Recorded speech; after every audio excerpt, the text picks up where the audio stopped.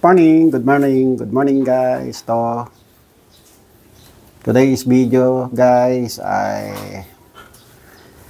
ipeplex ko lang yung cage na bagong gawa para sa aking mga alagang pusa. So ngayon guys, dumating na ngayon yung aking pintura.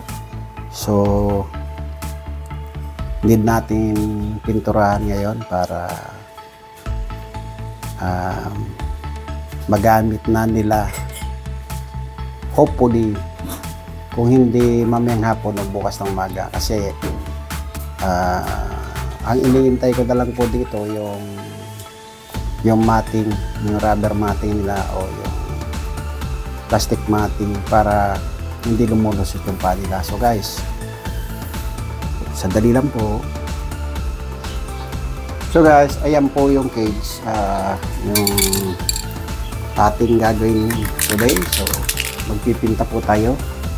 Unahin muna natin dito yung side na to. So after nito, yung second floor naman, hanggang makarating tayo sa fourth floor.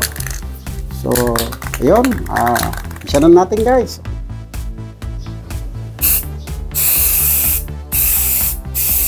Kulay black po itong ginamit ko para kasi kung puti, dumihin. Kaya black na lang yung naisipan namin ng anak ko na ipinta dito.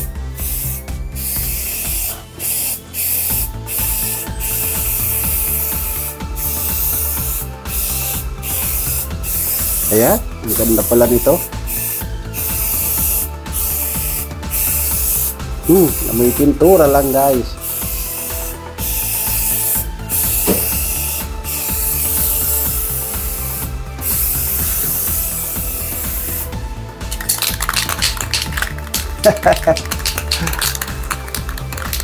Ayun guys, nakikita nyo naman siguro kung paano tayo magpinta.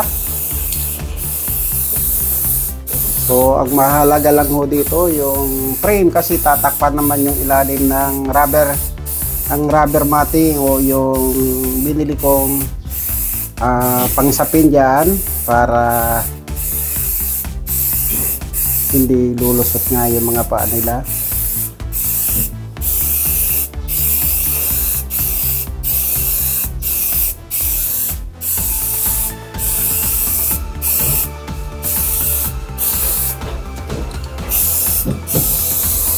Ayan guys.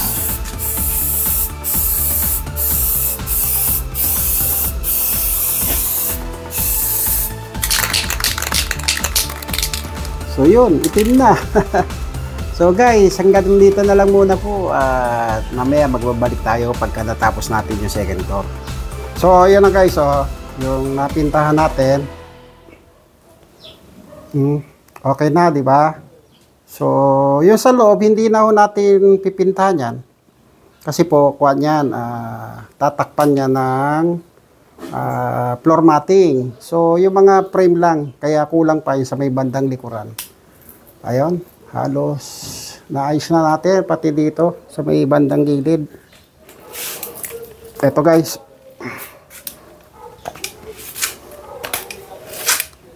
So ayan na halos ayos na, di ba guys? So hanggang dito na lang po at magandang umaga sa inyo lahat. Bye bye po.